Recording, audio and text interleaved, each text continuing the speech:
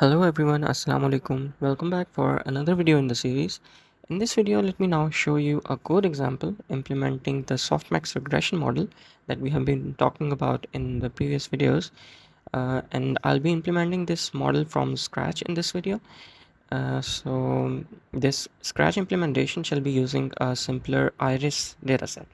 And in the next video, I will show you how to do this implementation on more complex dataset, which is MNIST dataset. Alright, so let's execute the boilerplate here first. I've already prepared this notebook and go through this code one by one or step by step so that we can understand how to implement it using Python. So just getting it out of the way, these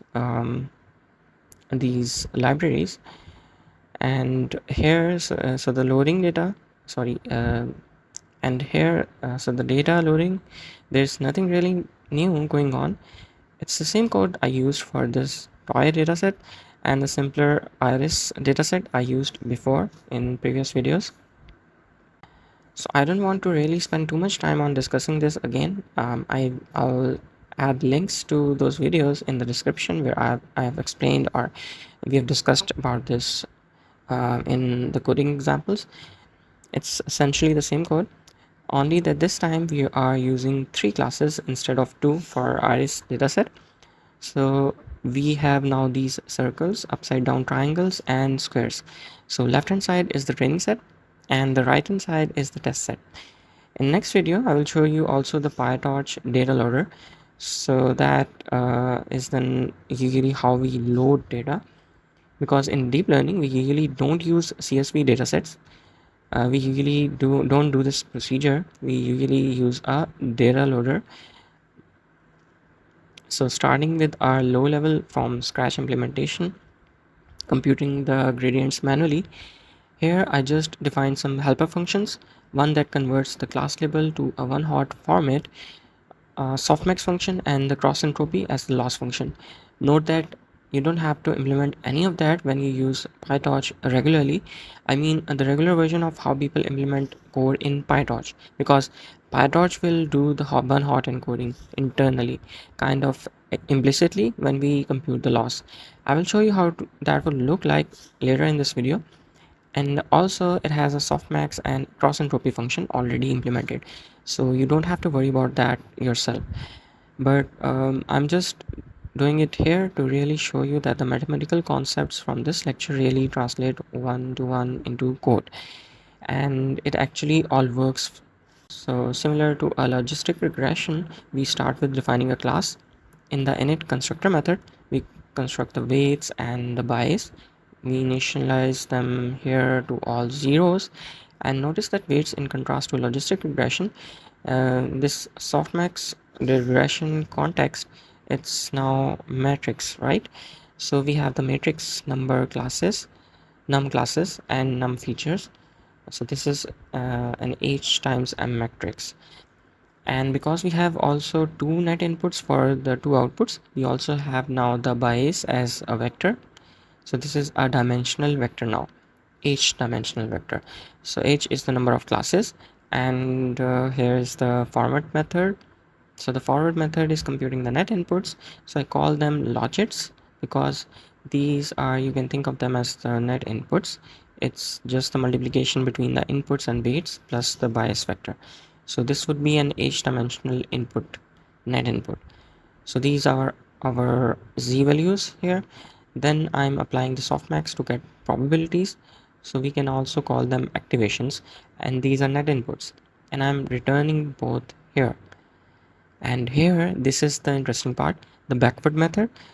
That is where we compute our gradients, and instead of doing everything with a for loop for each weight individually, we can actually use vectorized implementation. I'm implementing it really one-to-one here. I mean, like literally, it's not making any change. We use our x transpose times. So refer to the equation. So with a matrix multiplication times y minus probability. So the probability is really the activations here. For the bias unit, it's a little bit simpler because the derivative doesn't include the extra. So we can just compute the sum. So here in the predict label thing, I'm just applying the argmax to get the index of highest probability in the activations like we discussed in the previous videos. So that's also what I explained to you in earlier. Um, so this is all that's new here really, and the rest here is the same. So the evaluate function, that's the same as the one for logistic regression, and the training is also the same. Notice that the only difference here for the train function, what I did is train method, I added this one hot encoding here to get the one hot encoded class labels. But again, here we call forward and we call backwards to get the gradients, and then we update the weights by applying the negative gradient. So minus the gradient times the learning rate. I'm also normalizing by the size of the mini badges because I told you that it is easier to find a good learning rate this way. And here this is just for logging, again to show our accuracy and loss during training. But again, also I should say in practice, no one really implements this by themselves anymore because we can use PyTorch autograd function which has some computational facilities to do this automatically. So let's train this. So we can see that after the first epoch, we already got a pretty good training accuracy. It actually goes down, which is interesting, but more interestingly, the cost or loss here goes also down. So I think this is really due to noise that the training accuracy goes down. It's probably overfitting here, but we see the loss goes down. That's our result. And now let's take a look at what it looks like. So we can see the loss goes down. Maybe training it more would be even better. And let's compute the test accuracy. It's 80%. Let's take a look at how it looks like. So I'm using this function plot decision regions. So here's how the decision regions would look like. You can see the Softmax regression classifier is able to deal with the three classes by classifying them relatively well. It's not great in this region here. It's actually not a trivial problem for a linear classifier.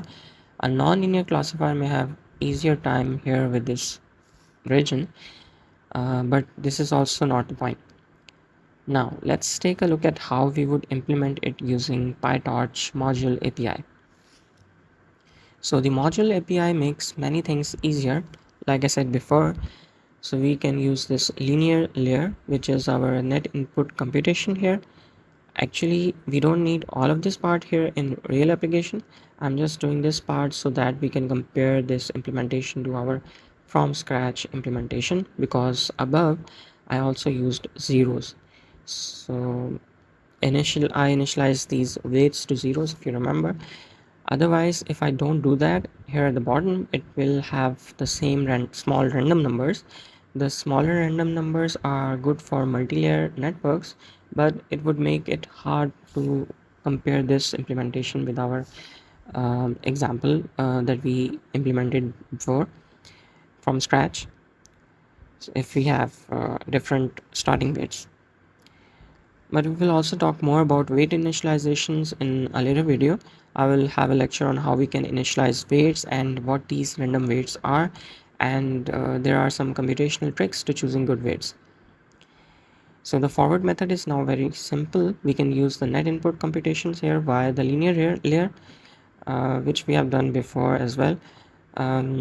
This is defined here, and then here this softmax is our softmax activation function. We use that from PyTorch now. So f is from the PyTorch, which I imported at the very top. So here this is the torch functional API.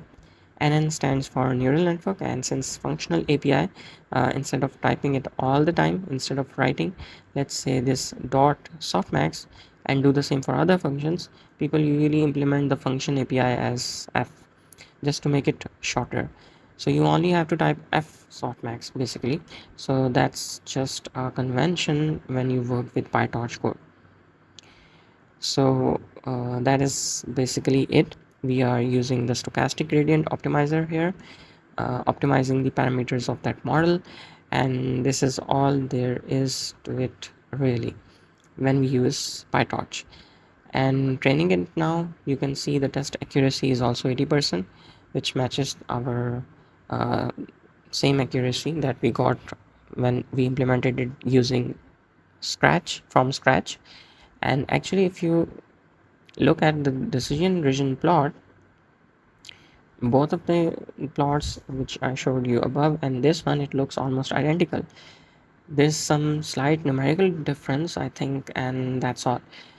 Of course, in practice, you don't want to implement softmax and cross entropy yourself because it's numerically not as stable or as fast as the implementations that are already provided. But overall, we get exactly the same results here. I mean, aside from the small rounding differences, now this is how we do softmax regression in PyTorch. I hope this was helpful. If you have any questions, drop them in the comment box below, and I'll see you in the next video.